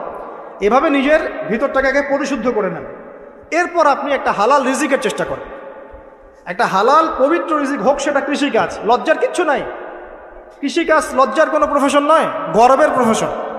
কারণ আল্লাহ পাক বহু নবীকে রাখালি করিয়েছেন, পশুপালন করিয়েছেন। জানেন, মুসা আলাইহিস সালামকে আল্লাহ পাক পশুপালন করিয়েছেন 8 বছর 10 বছর। এগুলো কোনো লজ্জার প্রফেশন নয়, এটা গর্বের প্রফেশন। আপনি হালাল রিজিক, অর্থনীতি হোক, আপনার কৃষিভিত্তিক হোক, বা ব্যবসা করেন হালাল কোনো, বা গভর্নমেন্ট জব, বড় বড় গভর্নমেন্ট জবের জন্য ট্রাই করেন, সেটাও ভালো। যদি না পান, বেসরকারি জব পান, আলহামদুলিল্লাহ। খেয়াল রাখবেন, জব করতে গিয়ে, ব্যবসা করতে গিয়ে এবং রিজিকের সন্ধান করতে গিয়ে আপনার নামাজ যেন ছুটে না যায়, আপনার রিজিকে হারাম যেন ঢুকে না যায়, আপনাকে যেন সুদ খেতে না হয়, আপনাকে যেন ফ্রি মিক্সিংয়ে যেতে না হয়, এগুলো খেয়াল রাখেন। খেয়াল রেখে একটা হালাল রিজিকের সোর্স আগে বের করেন। প্রয়োজনে উদ্যোক্তা হন, নতুন কিছু উদ্যোগ গ্রহণ করেন, উদ্যোক্তা হয়ে নিজে কিছু প্রতিষ্ঠা করে দেখান, এমন কিছু করেন। এরপরে আপনি বিয়ের ফিকিরটা করেন, রিজিকের ব্যবস্থাটাকে করে নেন, তারপরে ওইদিকে যান। এরপরে আপনি যখন বিয়ে করবেন, বললাম তো, মেয়ের জাস্ট দিনদারিতা দেখবেন। হ্যাঁ, এর উপর যদি সৌন্দর্য থাকে আলহামদুলিল্লাহ, বংশ ভালো হয় আলহামদুলিল্লাহ, মেয়ের অর্থ সম্পদ আছে আলহামদুলিল্লাহ। যদি এগুলোর কোনোটাও না থাকে, দিনদারিতা থাকে, জাস্ট ওটাকে দেখেন, আর কিছু দেখার দরকার, কিচ্ছু দেখার দরকার নেই। এরপরে আরেকটা কথা বলতে ভুলে গিয়েছি, যে আপনি এই লেভেলে যাওয়ার আগে নিজেও পবিত্র থাকার চেষ্টা করেন। আপনি নিজে জেনায় যায় না, নিজে পর্নে যায় না, নিজে হারাম অ্যাফেয়ার্সে যায় না। যদি আপনি যান, তাহলে আল্লাহ পাক কিন্তু আপনাকে পবিত্র স্ত্রী নাও দিতে পারেন। এটাই আল্লাহ পাকের নীতি, যে একজন পবিত্র মানুষ পায়। ঠিক আছে, যে যেমন আল্লাহ পাক তাকে তেমন মিলিয়ে দেন, এটা আল্লাহ পাকের একটা সুন্নাহ। এর ব্যতিক্রম হতে পারে, কিন্তু আপনি যদি পবিত্র না থাকেন, আপনি পবিত্র স্ত্রী নাও পেতে পারেন। তা আপনি আগে নিজে পবিত্র থাকেন, তারপরে আপনি এখন মেয়ে দেখেন। আলহামদুলিল্লাহ, বললাম দিনদারিতা প্রাধান্য দেন। এখানে হাদিসে এটা বলা হয় নাই যে 4টা গুণ দেখে বিয়ে করো, বরং বলা হয়েছে 4টা গুণ দেখে সাধারণত বিয়ে করা হয়।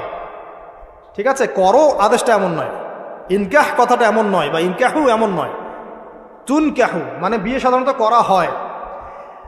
কেউ টাকা দেখে, কেউ সৌন্দর্য দেখে, কেউ দেখে বংশ। তুমি দেখো দিন, নবীজি বলছেন তুমি দিন দেখো, নাহলে তোমার হাত ধুলোয় ধূসরিত হবে, মানে ধ্বংস হয়ে যাবে তুমি। আর দিন দেখার ক্ষেত্রে শুধু বাইরের গেট আপটা যথেষ্ট নয়, তার পড়াশোনা দেখেন, তার হিস্ট্রি ঘাটবেন, তার অতীতে সে কোথায় কোথায় পড়াশোনা করেছে, কি করেছে, খোঁজ খবর নেবেন। হুট করে তাড়াহুড়া করে কোনো ডিসিশন নিয়ে ফেলবেন না, এটা খুব ভুল করে মানুষ। ঠিক আছে, তার হিস্ট্রি ঘাটেন, যে সে কোথায় পড়াশোনা করেছে, কি করেছে না করেছে, তার পরিবারের বায়োডাটা ঘাটেন, তার পরিবারের সদস্যরা কেমন, নামাজ পড়ে কিনা, তার ইসলামের প্রতি কেমন ধারণা পোষণ করে, তার মাকে দেখেন, তার মা পর্দা করে কিনা, তার মা ইসলামের উপর আছে কিনা, তার নানিকে দেখেন, তার পরিবারবর্গকে দেখেন, তারপর আপনি ডিসিশন নেওয়াটা সহজ হবে। এগুলোর চেয়ে ব্যতিক্রমও হতে পারে। ওই আজারের পরিবারে ইব্রাহিমের জন্ম হতে পারে, ফেরাউনের আন্ডারে আসিয়ার জন্ম হতে পারে, থাকতে পারে, কিন্তু এটা ব্যতিক্রম। নর্মালি কিন্তু সবসময় এমনটা হয় না। যে প্যারেন্টিংস দিয়ে তারা বড় হয়েছে, ওই প্যারেন্টিংস তাদের মধ্যে থেকে যায়। এই কারণে মেয়ের ব্যাপারে খুব সেন্সিটিভ থাকবেন, আগে পুরো বিষয়গুলো ঘেটে নিয়ে তারপরে আপনি কোনো জায়গায় পা দেন। তারও আগে ইস্তেখারা করবেন আল্লাহর কাছে, যে আল্লাহ আমি তোমার কাছে ইস্তেখারা করছি, আমি জানি না যে কোনটা আমার জন্য ভালো হবে, কোনটা খারাপ। আল্লাহ এটা যদি আমার জন্য ভালো হয় সহজ করে দাও, যদি খারাপ হয় আল্লাহ দূর করে দাও। নিজের উপর চাপ নিয়েন না। তারপরে যদি দেখেন আলহামদুলিল্লাহ দিনদার, আর ডানে বামে দেখার দরকার নাই।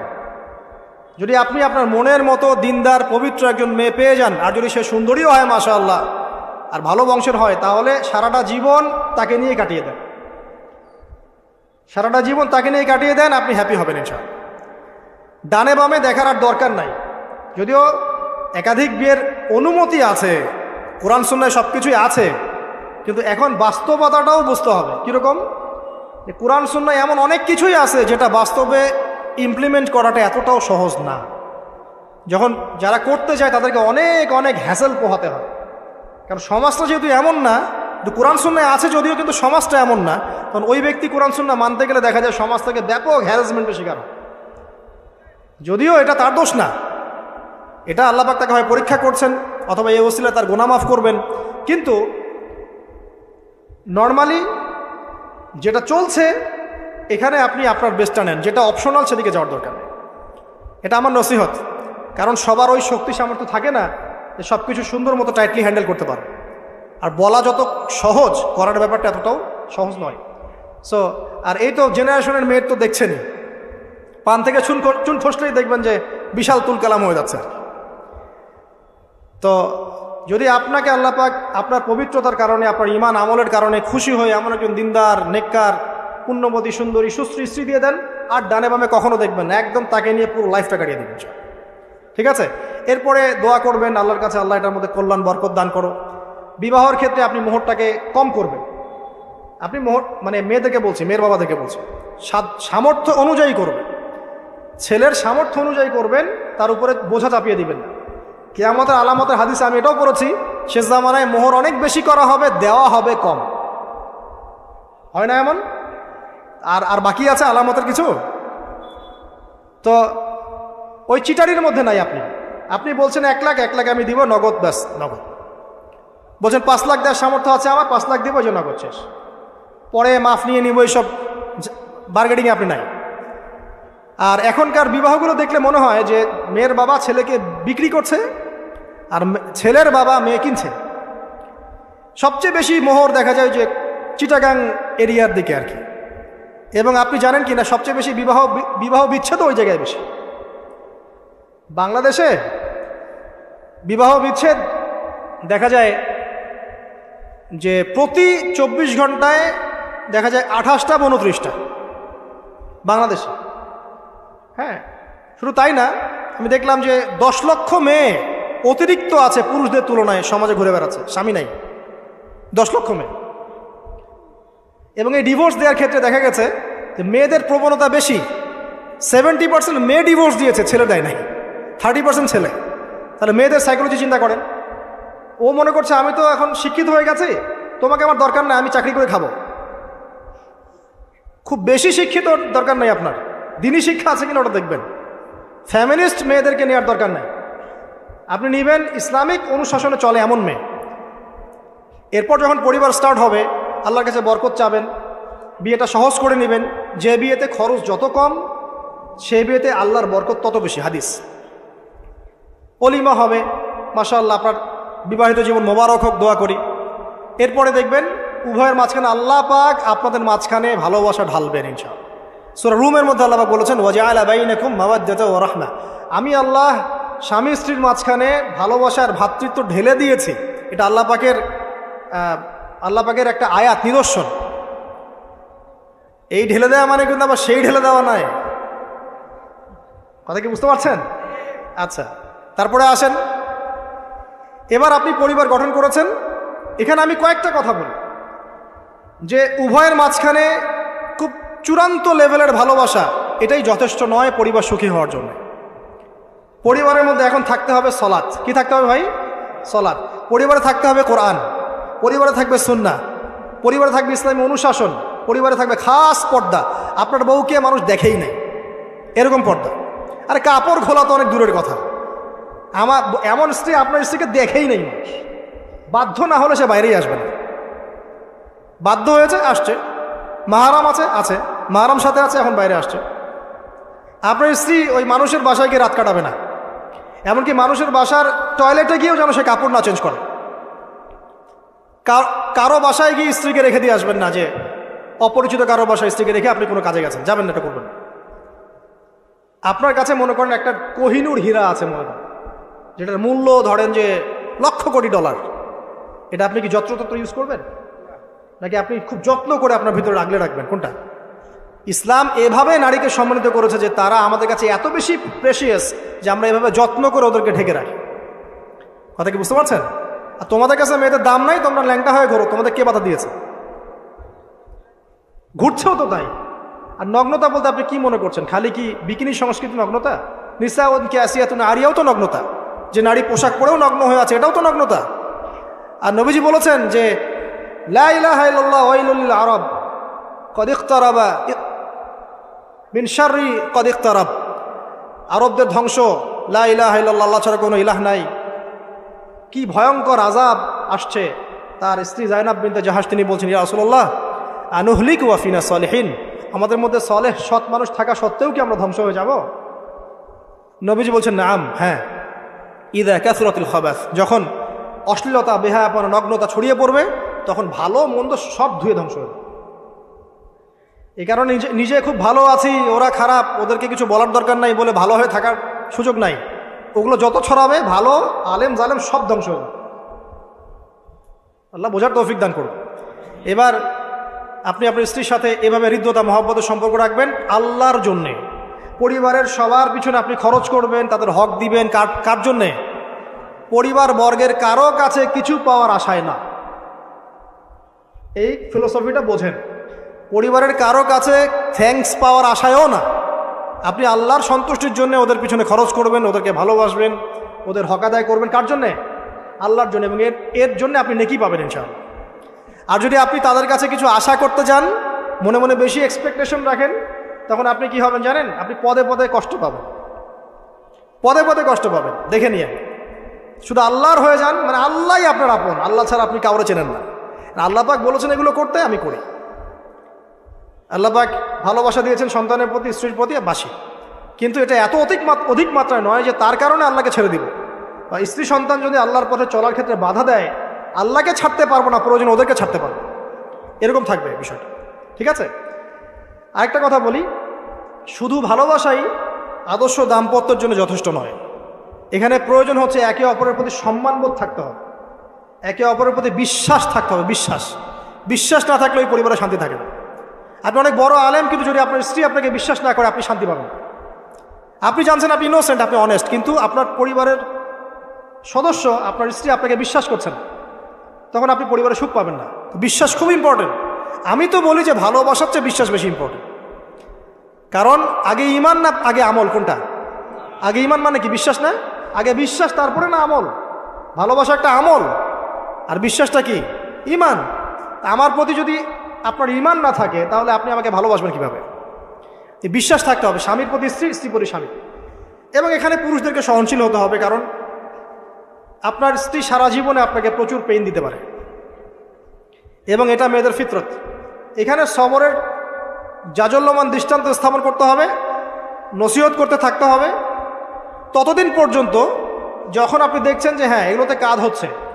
যদি করতে করতে করতে করতে কাজ না হয়, দেখা যায় এই ফিতনায় জর্জরিত থেকে আপনার দিনের পথে চলাটা ব্যাহত হচ্ছে, তখন আপনার উচিত হবে আসহাবুল কাহাফের মতো চিন্তা করা। ইশারা দিলাম, যথেষ্ট। পরিবারে পর্দা থাকবে, সন্তান হবে, এখন আলহামদুলিল্লাহ সন্তানদেরকে প্রতিপালন করবেন ওই যে মা হাজেরা তার মতো, ওই যে আপনার কি বলবো রাসূলুল্লাহ সাল্লাল্লাহু আলাইহি ওয়াসাল্লামের সাহাবায়ে কেরাম তাদের মতো করে। এমনকি আমাদের নবীজিকে তার চাচা, তার দাদারা যেভাবে লালন পালন করেছেন ভালোবাসা দিয়ে, হৃদ্যতা দিয়ে, এভাবে সন্তানকে ভালোবাসবেন, সন্তানের কথাগুলো শুনবেন, বাচ্চাদেরকে মূল্যায়ন করবেন। বাচ্চারা কি খাবার খাচ্ছে খুব ভালো করে খেয়াল রাখবেন। বাচ্চা নেওয়ার সময় বা বাচ্চা নেওয়ার চেষ্টা করার সময় দোয়া পড়বেন, এবং সবসময় সেজদায় নামাজে দোয়া করবেন পরিবারের জন্য, বাচ্চাদের জন্য। আল্লাহ আমার পরিবারের উপর শান্তি দাও, বাচ্চাদেরকে ভালো মানুষ বানাও। রব্বানা হাব লানা মিন আজওয়াজিনা ওয়া যুররিয়াতিনা কুররাতা আয়ুন ওয়াজআলনা লিল মুত্তাকিনা ইমামা। এই দোয়া বেশি বেশি করবেন। রব্বি হাবলি মিনাস সালিহিন বেশি বেশি করবেন। আপনার একটা নেক সন্তান আগামীতে এই উম্মতের দায়িত্ব নিতে পারবে ইনশাআল্লাহ। হাজার হাজার গবাদি পশু দরকার আছে? একটা ইব্রাহিম, একটা ওমর, একটা খালিদ বিন ওয়ালিদ আপনি জন্ম দিয়ে দেখান, ওই একজনই যথেষ্ট ইনশাআল্লাহ। পারবেন না ইনশাআল্লাহ? সন্তানের কথা শুনতে হবে। প্যারেন্টিংস একটা বই আছে, বাজারে পাওয়া যায়, কিনে নেন। ওখানে প্যারেন্টিংসের অনেক টিপস আছে। সন্তান কি খাচ্ছে, কার সাথে মিশছে, কোন বন্ধুর সাথে খেলছে, আপনার কোন স্কুল কোন কলেজে পড়ছে, এগুলো খেয়াল রাখতে হবে। কোন ডিভাইস ইউজ করছে, বাসায় সন্তান কি পরিবেশ দেখে বড় হচ্ছে, পিতামাতার মধ্যে ভালোবাসা দেখে বড় হচ্ছে নাকি ঝগড়া দেখে দেখে বড় হচ্ছে, এটা খুব ইফেক্ট করে। সবচেয়ে বড় কথা, সন্তানকে পিছন থেকে আপনাকে বুস্ট আপ করতে হবে। আপনার সন্তানকে আল্লাহ পাক নির্দিষ্ট একটা প্রতিভা দিয়ে পাঠাবেন। হয় সে ভালো লিখতে পারবে, না হলে ভালো বলবে, না হলে ভালো খেলবে, না হলে কিছু একটা ভালো চিন্তা করবে, ভালো আর্ট করবে। ওর প্রতিভাকে ওর উপরে চাপিয়ে দিবেন না। ওর যে প্রতিভা আছে ওই প্রতিভা অনুযায়ী তাকে বেড়ে উঠতে দেন। হাতের আঙ্গুলগুলোকে জোর করে করে টেনে সোজা করার দরকার নাই, আঙ্গুল ভেঙে যেতে পারে। আঙ্গুলকে বাড়তে দেন। ওকে আল্লাহ পাক একটা রং দিয়েছে, একটা প্রতিভা দিয়েছে, ওকে বিকশিত হতে দেন। ওর গন্ধটা আমরা যেন পাই, ওর গন্ধ পরিস্ফুটিত হতে দেন। ওকে চাপ দিবেন না। এখনকার পরিবারে প্রচুর চাপ, দেখবেন যে সন্তানের পিতামাতারা চাপ দিতে দিতে সন্তান আত্মহত্যা করে ফেলছে, করছে না? রেজাল্ট খারাপ হলো, কি চাপ, কি করলি সারা জীবনে, এসএসসিতে এ প্লাস পাইতে পারলি না, বেচারা গলা লটকাইতে মরে গেল। কি হয়েছে? এসএসসিতে রেজাল্ট খারাপ হয়েছে তো কি হয়েছে? জীবন এটাই সব কিছু? একটা না হয় দুর্ঘটনা ঘটে গেছে জীবনে, তাকে জীবনটা নষ্ট হয়ে গেছে নাকি? তো পিতামাতার চাপের কারণে, এই যে চাকরি পাইস না, সারা জীবন ধরে খাওয়াইলাম পড়াইলাম, চাকরি করতে পারিস না, আমাদেরকে দেখতে পারিস না, চাপ দিতে দিতে বেচারা এখন মাদকের দিকে। পরিবারের চাপ নিতে পারে না, ওই যে মাদকের কাছে গিয়ে শান্তি খুঁজতেছে। তারপরে ওই যে পতিতালয়ে গিয়ে শান্তি খুঁজতেছে, গার্লফ্রেন্ডের কাছে শান্তি খুঁজতেছে। তো পরিবার থেকে চাপের এই সংস্কৃতি বন্ধ করতে হবে। পরিবারের সন্তানদেরও পিতামাতাকে চাপ দেওয়া উচিত নয়, পিতামাতার উচিত নয় সন্তানকে চাপ দেওয়া। বরং তার প্রতিভাটাকে ফাইন্ড আউট করে আপনি বিচক্ষণ বাবা হিসেবে আপনি দেখবেন যে তার প্রতিভা কোন দিকে আছে, সেদিকে আপনি তাকে নিয়ে যান। আর যদি আপনি আল্লাহওয়ালা হন, দেখবেন ইনশাআল্লাহ তার প্রতিভা ইসলামের দিকেই থাকবে ইনশাআল্লাহ। ইমাম বুখারীর মায়ের কথা শোনেন নাই? তার মা সারাদিন কান্নাকাটি করে দোয়া করতো, আল্লাহ আমার ছেলেটাকে দিনের জন্য কবুল করো, আমার ছেলেটাকে দিনের জন্য কবুল করো। তার চোখের সমস্যা ছিল, তিনি চোখে ভালো করে দেখতে পারতেন না। মায়ের দোয়ার বদৌলতে আল্লাহ পাক তার চোখের সমস্যা দূর করে দিয়েছেন। এখন ইমাম বুখারী রাহিমাহুল্লাহর কিতাব সবাই পড়ছে না? একজন মায়ের তাড়না দেখেন, মা সন্তানের জন্য দোয়া করবে, আল্লাহ আমার সন্তানটাকে দিনের জন্য কবুল করো। বাবা দোয়া করবে, আল্লাহ আমার বাচ্চাটাকে দিনের জন্য কবুল করো। এই যে বাবা নূহের তাড়না দেখেন, ইব্রাহিম আলাইহিস সালামের তাড়না দেখেন, রব্বি হাবলি মিনাস সালিহিন, আল্লাহ আমাকে সুসন্তান দান করো। চাপ দিয়েন না, সন্তানের প্রতিভা অনুযায়ী আপনি তাকে বিকশিত হতে দেন। ইনশাআল্লাহ দেখবেন একদিন সে আপনার মুখ উজ্জ্বল করবে ইনশাআল্লাহ। আর চাপ দিলে কি হবে জানেন? অকালেই ঝরে পড়বে, অকালে ঝরে পড়বে, ওর মাইন্ডটা বিক্ষিপ্ত হয়ে যাবে। তখন পরিবার থেকে তার একটা দূরত্ব সৃষ্টি হবে। আর ওই সুযোগ শয়তান নিবে, খারাপ বন্ধুর পাল্লায় পড়বে, আয় গাঁজা একটা টান দে, আয় একটু ইয়াবা খা, একটু এটা কর সেটা কর। আস্তে আস্তে দেখবেন হারাই গেছে অন্ধকার জগৎ। আর অন্ধকার জগৎ একবার হারাই গেলে আর ফিরে পাবেন না। এদিকে প্র্যাকটিক্যাল কথা না ভাই। মেয়েকে চাপ দিবেন, দেখবেন যে বেঁকে বসছে। যদি ছোটবেলা থেকে মেয়েকে আপনি সুন্দর হিজাব পোশাক তরবিয়ত দিতে পারেন, এই মেয়ে বড় হয়ে ইনশাল্লাহ বেলাইনে যাবে না। কিন্তু ছোটবেলা থেকে ওকে যদি আপনি নায়িকাদের মতো মানুষ করেন, আর বড় হয়ে পস্তাবেন আমার মেয়ে কেন ছেলের হাত ধরে পারা গেল, এটা তো আপনার জন্য হয়েছে। ছোটবেলা থেকে এই সন্তান অনুশাসনটাকে ঠিক করতে হবে।